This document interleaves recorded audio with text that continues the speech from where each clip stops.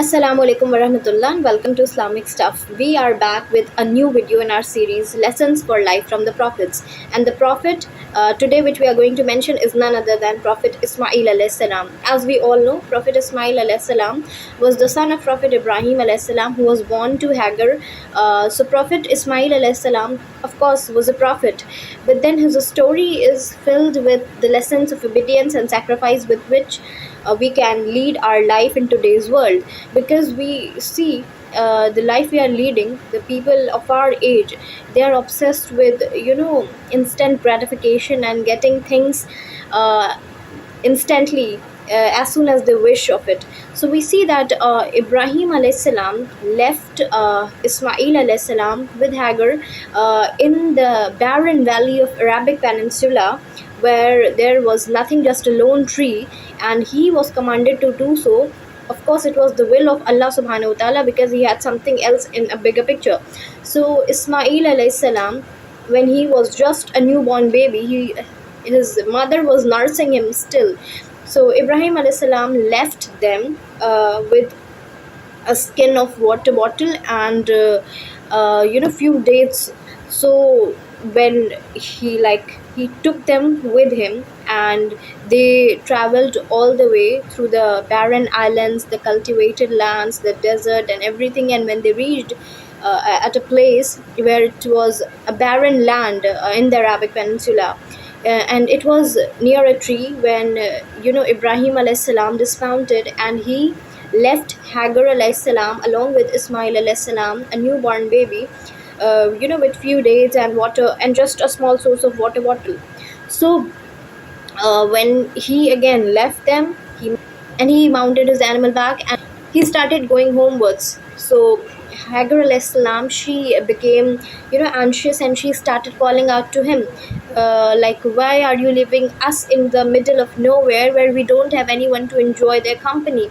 So she got no reply from Ibrahim alayhi salam. So she, after repeated questions, when Ibrahim alayhi salam did not reply, she kind of understood that it is something from God Almighty. So she asked Ibrahim alayhi salam, is it the command of Allah subhanahu wa ta'ala to leave us here? So he stated yes. So she, obviously, as she was a righteous servant of God and an obedient wife, she did not uh, question this thing of leaving her with a newborn baby in the middle of nowhere, because she, replied with, if he has willed, and if he, Allah subhanahu wa ta'ala, commanded to do so, he will take care of us, and he will surely take care of us. So the kind of, we see the tawakkul we need to put in Allah subhanahu wa ta'ala, she showed it. So when we all know the story of Safa and Marwa, while she was running between these mountains in order to get a source of water, so that she could, she could get some water for his thirsty newborn baby. So Allah subhanahu wa ta'ala miraculously gave them a well of Zamzam. It just gushes forth out of a land, Zamzam, and then they, quenched their thirst with Zamzam water. So we see, so this is the story of how Ibrahim alayhi salam left them at a place where they established an entire community in Makkah in order to build the house of Allah subhanahu wa ta'ala, that is Kaaba, in future.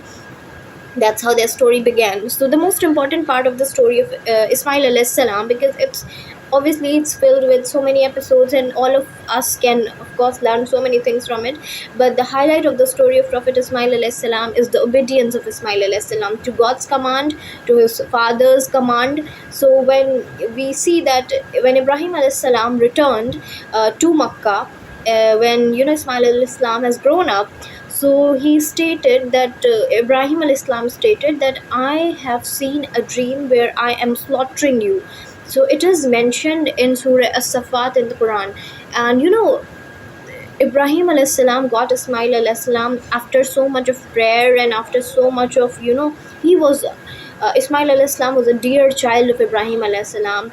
And every parent, they kind of they love, they want to protect their children. They kind of have this thing of keeping them in their under their shelter and all these things. So Ibrahim alayhi salam, he stated that to Ismail alayhi salam that I have seen a dream and it is from Allah subhanahu wa ta'ala that I am slaughtering you. And you know what is the reply of Ismail alayhi salam to it? He said, if you are commanded to do so, do so. By the will of God Almighty, you will find me steadfast. So he is not discouraging his father, as he is not, just telling him to give away his thought. If he states, if it is from the God Almighty, I am going to be steadfast in this path of slaughtering myself in the path of Allah subhanahu wa ta'ala. So this is the kind of spirit we see from Ismail alayhi salam towards the commands of God Almighty, towards the commands of his father, that is Ibrahim alayhi salam, who is a prophet, who used to preach people about the ways of the God and how to lead a life that is in alignment with how God wants us to live in this world, so that we can build a future which will be for our profit in the hereafter. So what did he do? Prophet Ismail al-Islam, he just gave himself, and he not only gave himself for his life, for sacrificing in the way of God Almighty, but he also gave a sense of assurance, gave a sense of assurance to his father, Prophet Ibrahim alayhi salam, that if Allah subhanahu wa ta'ala willed something, it would be something which is of utmost importance, and it will have something which is full or stuffed with meaning.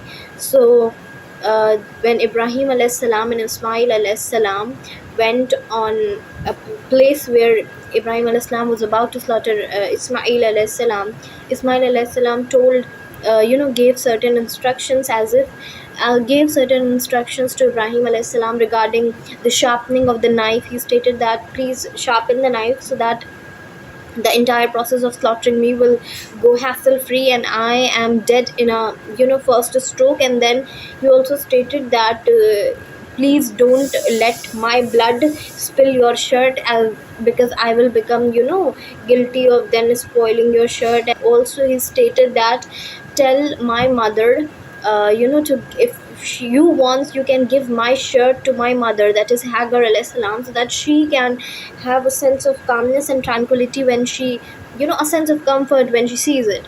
So all these things. And then Ibrahim alayhi salam, he make Ismail alayhi salam kneel down in a position of prostration. So also Ismail alayhi salam stated that tie me in a fashion, tie me in a manner that my hands and legs, all of these things are tied, and I will not be able to use them in order to disrupt this entire thing of slaughtering me. So you see the passion, the spirit of Ibrahim alayhi salam to slaughter his own son in the name of God Almighty, and you see the spirit of Ismail alayhi salam to get to inspire his father to do what he is commanded to do from God Almighty, and also to give his own life for the sake of Allah subhanahu wa ta'ala, for his command. So you see the camaraderie between Ibrahim alayhi salam and Ismail alayhi salam in order to fulfill the command of God Almighty is of you are in. While I was reading it, I was in tears, because we have all been hearing this story since our childhood, and the more and more you study it with depth, the more it will hit you.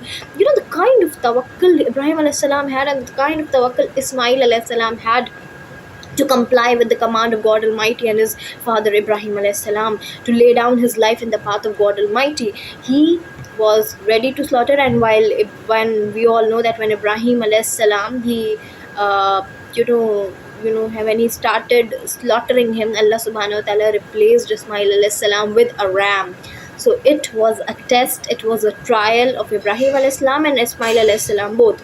Allah subhanahu wa ta'ala, when he saw that they both fulfilled their duty, they both fulfilled their command of sacrificing everything, every thought, every action of sacrificing everything in the path of God Almighty, of not of not giving anything more importance than the command of Allah subhanahu wa ta'ala, of not attaching oneself to anything more than more than what it requires. Like, we have to, we have been given certain things in our life that we dearly value in this life. Of course, it has been given to us by God Almighty, but again, we have to make sure that the only thing that is there at the top of the hierarchy is God Himself. All other thing is just under the umbrella of God. So we cannot just hold anything dearly, and so dearly that it replaces, God forbid, the position of God at all. So we see the story of Ismail alayhi salam, his obedience to God Almighty, his obedience to his father, his spirit to sacrifice himself in the path of God, so that his father's command, which he saw in his dream, is fulfilled. That's the kind of, inner state we all need to acquire. Allah subhanahu wa ta'ala is not going to give us such heavy command in our day. So we need to keep ourselves in check while constantly going back through the story of Ismail alayhi salam, that all these things that we are given in today's day and age, all we think that we are attaching ourselves so much with, be it some material possession or something or the other, or our children, our spouses, our parents. But all we have to take care is, nobody is going to get the place that Allah subhanahu wa ta'ala deserve in our life. Nobody is going to, occupy that place which is only reserved for none other than the Lord of the heavens and the earth. So we also need to take care of the fact that Ismail alayhi salam took care of these things, and so Ibrahim alayhi salam did the same thing. Then also the story of Ismail alayhi salam, the other episode is, we see when he was absent from his household, when he went to collect some livelihood for himself and his wife. Ibrahim alayhi salam visited his household, and first he asked his wife, how, like, are you guys doing, how are you guys doing, what about the condition of the house. The first wife, she stated that, oh, we are like in a position, she complained that we don't have enough to eat, we are in a state of poverty. And so Ibrahim alayhi salam listened, and he told her that when Ismail alayhi salam returned back, you tell him to, you gave him my salute, you gave him my regards, and tell him to change the threshold of his gate. So when Ismail alayhi salam returned, she told, like, the wife of Ismail alayhi salam, which she belonged from the tribe of Jurhum. So she told him that this person visited them, and this is the message of this person to Ismail alayhi salam. So Ismail alayhi salam understood the encoded message in that conversation his father had with his wife. So he stated that, my father wants me to divorce you, and of course it would be having some divine reason behind that. So he divorces her, and she moves back to her father's place. Then he married someone else from the same tribe, and once again, when Ismail alayhi salam was away for livelihood, Ibrahim alayhi salam visited their household. He asked his wife about their livelihood, about their entire condition, how they are doing in this current how they are doing right now. So her wife, she was grateful to Allah subhanahu wa ta'ala. She stated that, oh, alhamdulillah, we have got everything we want, we have got water to drink, we have got meat to eat. So Ibrahim alayhi salam listened everything, and he told her that when Ismail alayhi salam returned, give my salutes, to give my regards to him, give my salute to him, and tell him to keep the threshold of the gate.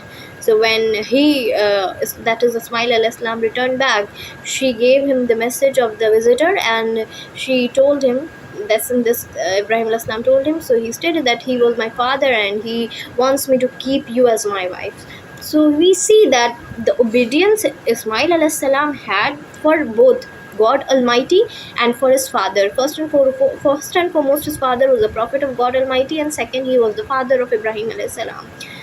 So the two things that I wanted to really highlight from the story of Ismail alayhi salam was the spirit of sacrifice and the spirit of obedience. So in this age, when we are obsessed with material possessions, when we are obsessed with things, when we are obsessed with things in a fashion that we give all of our importance to these things, and we, God forbid, we kind of pull a God down from the top of the hierarchy, and we keep changing it and flipping it as per our wish and will and desire and fancies. We really need to make sure that He, that is God, is always at the top of our priority, that we are relying on his commands, on his wills. There are times when we might not, and when we might not, and when we very well might not be understand what is going to happen to us, like how is Allah subhanahu wa ta'ala going to make a way out for us. But that this is not what we should be like troubling us with. We should rather have the sense of tranquility within us, that if Allah subhanahu wa ta'ala told us to do something, if he will certain things in our life, it will inshallah, and by eventually with the will of Allah subhanahu wa ta'ala will make sense in a way I might not understand. I might understand after few weeks, few months, few years, or I might not understand at all in this life, but eventually it is going to reward me. So we see the obedience in this day, where we are rebelling against our parents, where we are, having this idea of following the heart's desire, doing as thou wilt, and everything. So we kind of are getting are having sour relationship with our parents, but we need to understand the gravity of the gravity of the position, the parenthood. We need to understand how God wants us to treat our parents in today's age. So I hope this video on the life of Prophet Ismail alayhi salam will be of help to all of you, and you might take some lessons from this. So we will meet in the next video very soon. Till then, take care, and assalamu alaikum warahmatullah.